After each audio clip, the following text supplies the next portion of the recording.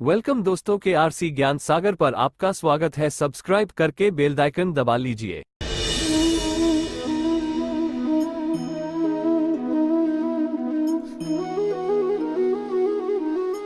जगत में प्रत्येक व्यक्ति को किसी न किसी प्रकार की निर्बलता अवश्य होती।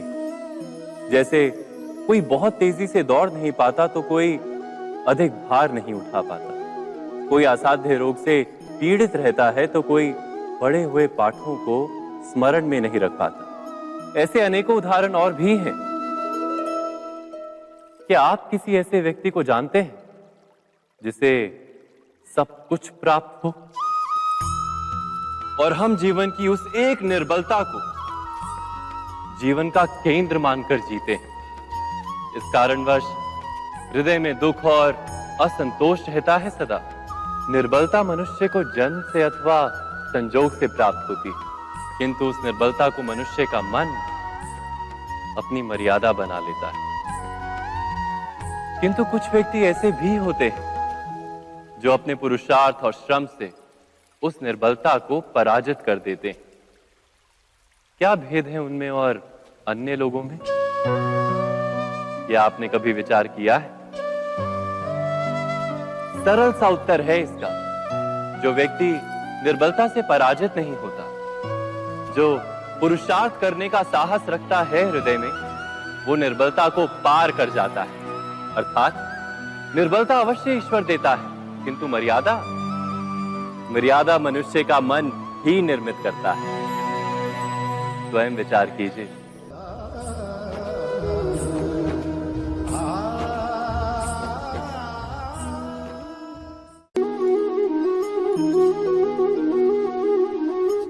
भविष्य का दूसरा नाम है संघर्ष। हृदय में आज इच्छा होती है और यदि पूर्ण नहीं हो पाती तो हृदय भविष्य की योजना बनाता है। भविष्य में इच्छा पूर्ण होगी ऐसी कल्पना करता रहता है, किंतु जीवन ना तो भविष्य में है ना अतीत में। जीवन तो इस क्षण का नाम, अर्थात इस क्षण का अनुभव ही जीवन का अनुभव। पर हम ये जानते हुए भी इतना सा सत्य समझ नहीं पाते। या तो हम बीते हुए समय के स्मरणों को घेर कर बैठे रहते हैं, या फिर आने वाले समय के लिए हम योजनाएं बनाते रहते हैं और जीवन जीवन बीत जाता है।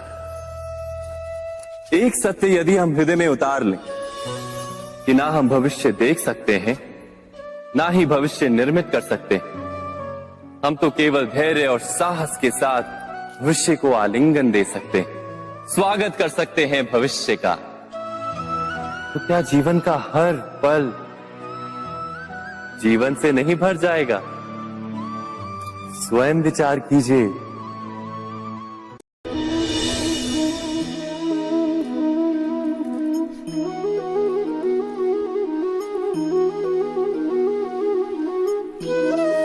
ज्ञान प्राप्ति सदा ही समर्पण से होती है, यह हम सब जानते हैं। किंतु समर्पण का वास्तविक महत्व क्या है? क्या हमने कभी विचार किया? मनुष्य का मन सदा ही ज्ञान प्राप्ति में विभिन्न बाधाओं को उत्पन्न करता है। कभी किसी अन्य विद्यार्थी से ईर्ष्या हो जाती है, कभी पढ़ाए हुए पाठों पर संदेह जन्मता है और कभी गुरु द्वारा दिया गया दंड मन को अहंकार से भर देता है। नहीं, क्या ऐसा नहीं होता? न जाने कैसे कैसे विचार मन को भटकाते हैं और मन की इसी अयोग्य स्थिति के कारण हम ज्ञान प्राप्त नहीं कर पाते। मन की योग्य स्थिति केवल समर्पण से निर्मित होती है। समर्पण मनुष्य के अहंकार का नाश करता है। ईर्ष्या, महत्वाकांक्षा आदि भावनाओं को दूर कर हृदय को शांत करता है और मन को एकाग्र करता है। वास्तव में ईश्वर की सृष्टि में ना ज्ञान की मर्यादा है ना ज्ञानियों की। गुरु दत्तात्रेय ने तो गाय और श्वान से भी ज्ञान प्राप्त कर लिया था। अर्थात विषय ब्रह्म ज्ञान का हो या जीवन के ज्ञान का, या गुरुकुल में प्राप्त होने वाले ज्ञान का, उसकी प्राप्ति के लिए गुरु से अधिक महत्व है उस गुरु के प्रति हमारा समर्पण। क्या ये सत्य नहीं?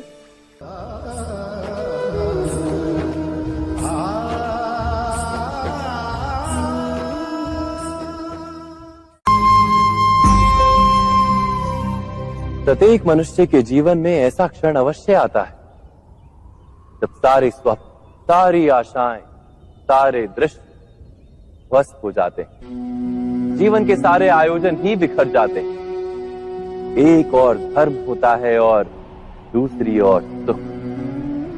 इसी को धर्म संकट कहते हैं। जब धर्म का वहन ही संकट हो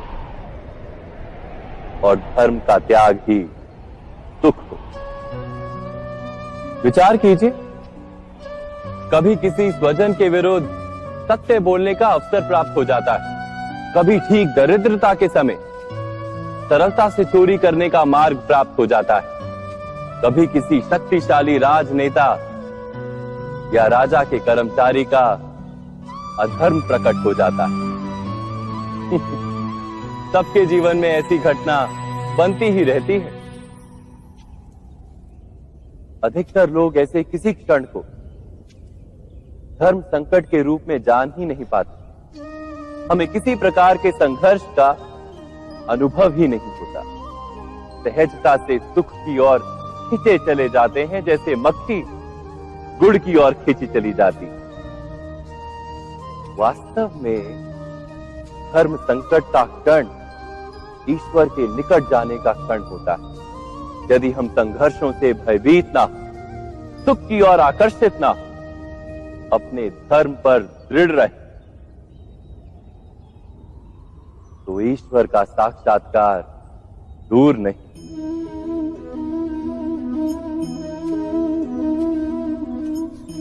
पवन से युद्ध करने वाला पत्ता यदि पेड़ से गिरता है तो भी आकाश की ओर उठता है। पवन से झुकने वाली घास वहीं भूमि पर रह जाती।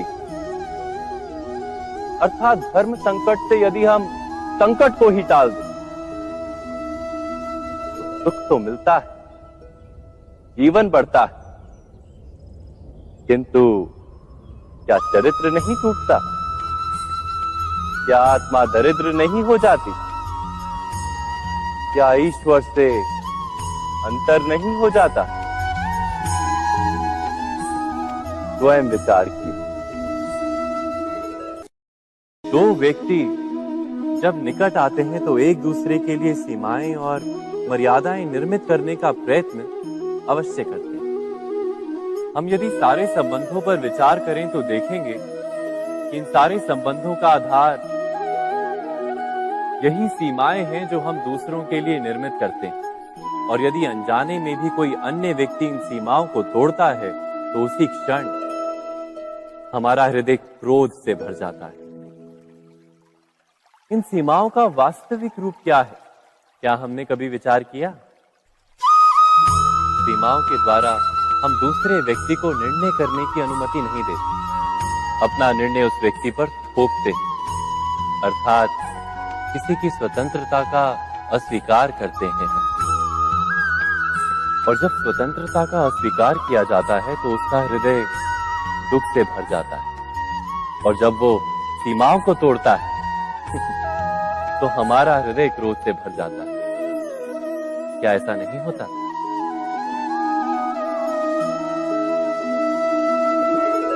पर यदि एक दूसरे की स्वतंत्रता का सम्मान किया जाए तो किसी मर्यादाओं या सीमाओं की आवश्यकता ही नहीं होती। अर्थात जिस प्रकार स्वीकार किसी संबंध का देह है, क्या वैसे ही स्वतंत्रता किसी संबंध की आत्मा नहीं? स्वयं विचार कीजिए। सबके जीवन में ऐसा प्रसंग अवश्य आता है कि सत्य कहने का निश्चय होता है हृदय में, किंतु मुख से सत्य निकल नहीं पाता।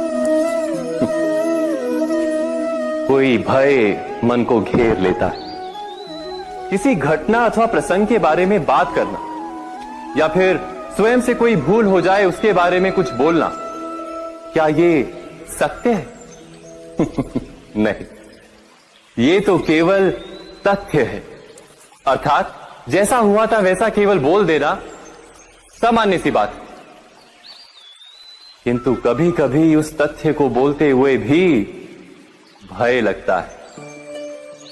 कदाचित किसी दूसरे की भावनाओं का विचार आता है मन, दूसरे को दुख होगा ये भय भी शब्दों को रोकता है। तो ये सत्य क्या है? क्या हमने कभी विचार किया है?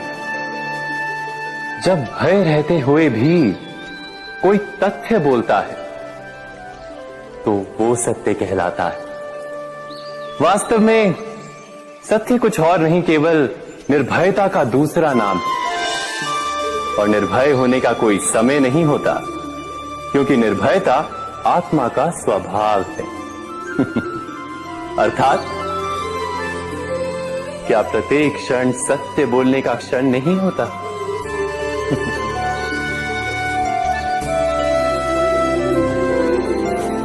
स्वयं विचार कीजिए।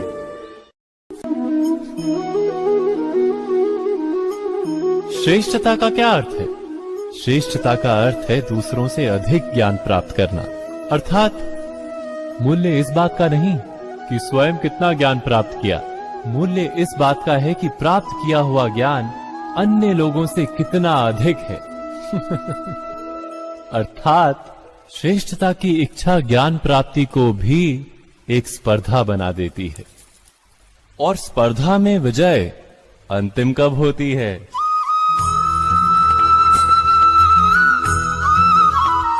कुछ समय के लिए तो श्रेष्ठ बना जा सकता है, किंतु सदा के लिए कोई श्रेष्ठ नहीं रह पाता। फिर वही असंतोष, पीड़ा और संघर्ष जन्म लेता है। किंतु श्रेष्ठ बनने के बदले यदि उत्तम बनने का प्रयत्न करें तो क्या होगा?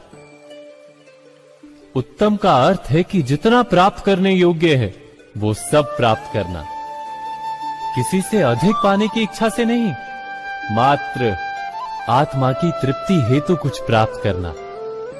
उत्तम के मार्ग पर किसी अन्य से स्पर्धा नहीं होती, स्वयं अपने आप से स्पर्धा होती है। अर्थात उत्तम बनने का प्रयत्न करने वाले को देर अबेर सारा ज्ञान प्राप्त हो जाता है, बिना प्रयत्न के ही वो श्रेष्ठ बन जाता है। किंतु जो श्रेष्ठ बनने का प्रयत्न करता है वो श्रेष्ठ बने या ना बने, उत्तम कभी नहीं बन पाता।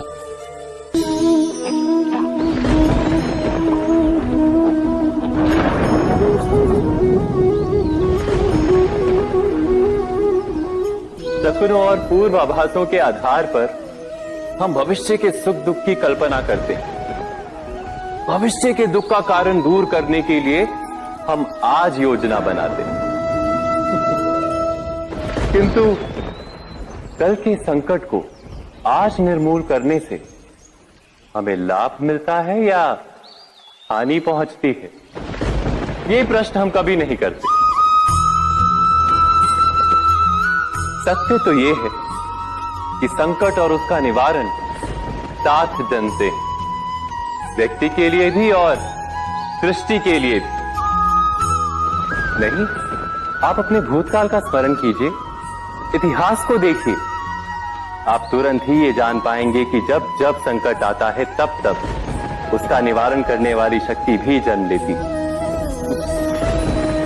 यही तो जगत का चलन है। वस्तुतः संकट ही शक्ति के जन्म का कारण है। प्रत्येक व्यक्ति जब संकट से निकलता है तो एक पद आगे बढ़ा होता है, अधिक चमकता है, आत्मविश्वास से अधिक भरा होता है, न केवल अपने लिए अपितु विश्व के लिए भी। क्या ये सत्य नहीं? वास्तव में संकट का जन्म है एक अवसर का जन्म, अपने आप को बदलने का अवसर, अपने विचारों को ऊंचाई पर करने का अवसर, अपनी आत्मा को बलवान और ज्ञान मंडित बनाने का अवसर। जो ये कर पाता है उसे कोई संकट नहीं होता, किंतु जो ये नहीं कर पाता वो तो स्वयं एक संकट है विश्व के लिए। विचार कीजिए।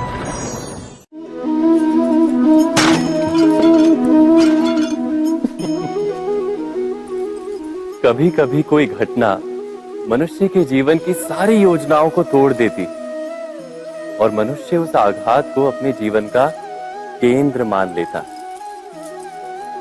पर क्या भविष्य मनुष्य की योजनाओं के आधार पर निर्मित होते हैं? नहीं।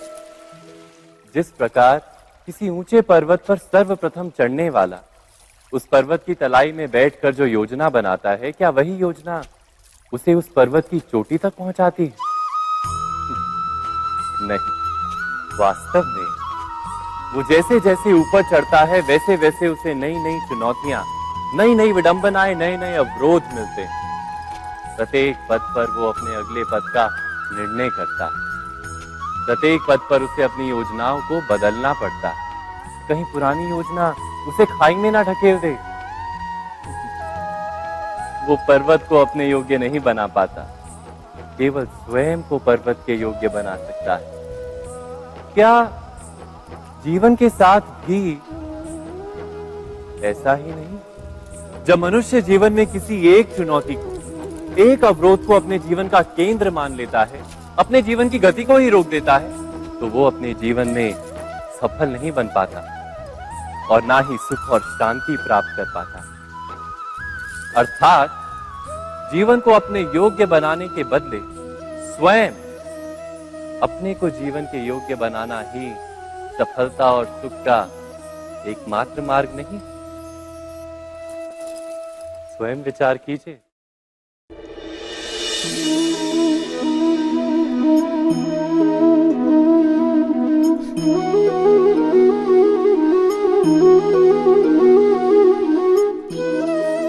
जीवन का हर क्षण निर्णय का क्षण होता है। प्रत्येक पद पर दूसरे पद के विषय में कोई निर्णय करना ही पड़ता है और निर्णय अपना प्रभाव छोड़ जाता है। आज किए गए निर्णय भविष्य में सुख अथवा दुख निर्मित करते हैं, ना केवल अपने लिए, अपने परिवार के लिए भी, आने वाली पीढ़ियों के लिए भी। जब कोई दुविधा सामने आती है तो मन व्याकुल हो जाता है, अनिश्चय से भर जाता है। निर्णय का वो क्षण युद्ध बन जाता है और मन बन जाता है युद्ध भूमि। अधिकतर निर्णय हम दुविधा का उपाय करने के लिए नहीं, केवल मन को शांत करने के लिए लेते हैं। पर क्या कोई दौड़ते हुए भोजन कर सकता है? नहीं। तो क्या युद्ध से जूझता हुआ मन कोई योग्य निर्णय ले पाएगा? वास्तव में शांत मन से जब कोई निर्णय करता है तो अपने लिए सुखद भविष्य बनाता है। किंतु अपने मन को शांत करने के लिए जब कोई निर्णय करता है तो वो व्यक्ति भविष्य में अपने लिए कांटों भरा वृक्ष लगाता है। स्वयं विचार कीजिएगा।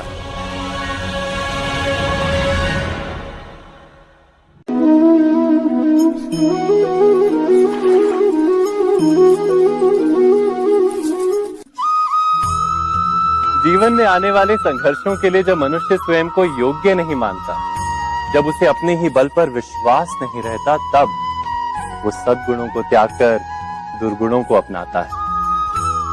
वस्तुतः मनुष्य के जीवन में दुर्जनता जन्म ही तब लेती है जब उसके अंतर में आत्मविश्वास नहीं होता। आत्मविश्वास ही अच्छाई को धारण करता है। ये आत्मविश्वास है क्या?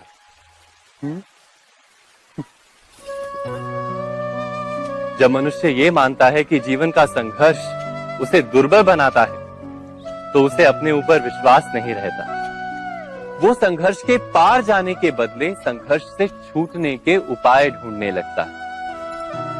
किंतु जब वो ये समझता है कि ये संघर्ष उसे अधिक शक्तिशाली बनाते हैं, ठीक जैसे व्यायाम करने से देह की शक्ति बढ़ती, तो प्रत्येक संघर्ष के साथ उसका उत्साह बढ़ता है।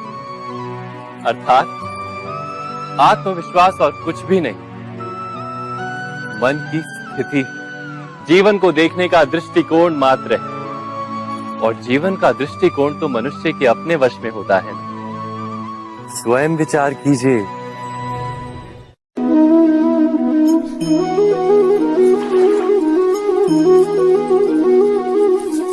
पिता सदा ही अपने संतान के सुख की कामना करते, उनके भविष्य की चिंता करते रहते। इसी कारणवश सदा ही अपने संतानों के भविष्य का मार्ग स्वयं निश्चित करने का प्रयत्न करते रहते। जिस मार्ग पर पिता स्वयं चला है, जिस मार्ग के कंकर पत्थर को स्वयं देखा है, मार्ग की छाया, मार्ग की धूप को स्वयं जाना है, उसी मार्ग पर उसका पुत्र भी चले, यही इच्छा रहती है हर पिता की। निस्संदेह उत्तम भावना है ये, किंतु 3 प्रश्नों के ऊपर विचार करना हम भूल ही जाते। कौन से प्रश्न? प्रथम प्रश्न, क्या समय के साथ प्रत्येक मार्ग बदल नहीं जाते? क्या समय सदा ही नई चुनौतियों को लेकर नहीं आता? तो फिर बीते हुए समय के अनुभव नई पीढ़ी को किस प्रकार लाभ दे सकते हैं?